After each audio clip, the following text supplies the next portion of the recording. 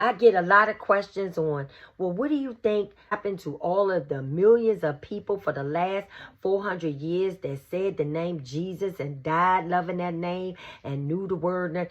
And I would like to say, this is what the grace is for. My husband and I always talk about Creflo. We always say that Creflo is a good teacher, but he needs to come forth and tell the whole entire truth, because Creflo always talks about grace and law. He always talks about it in the same context as to say that once you break the law, then you got the grace. You break the law, but then you got the grace from breaking the law. I'm telling you, the grace is not just breaking the law, because he knew you was going to do it. The Israelites did it. He knew y'all was going to do it too. It's not that. It is who has your heart. It's his law in your mind and in your heart. And I want to say his law is embedded in us, remember? But who made the connection of understanding how to get there?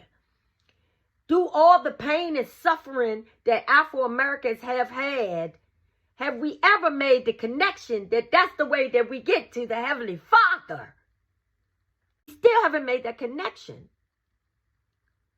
So now, instead of pain being inflicted on us in order to connect to the Heavenly Father, why can't you submit? Because when you submit, it's painful. It is, and that's why people don't want to submit. They want to hold on to the control that they have over their lives. They want to hold on to the control.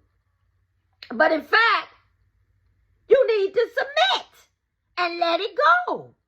And trust your Heavenly Father going to pick it up.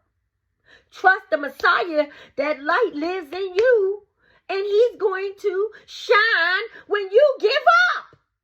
But you don't trust him because you know nothing about him, truly, as a Christian or even as a Hebrew Israelite, otherwise called Nazarene. You're still learning about how to connect to your Father through Yahusha, through the Messiah. You know nothing about the word. And those who know about this word, I commend you. I'm proud of the fact that you chose Abba to be first in your life.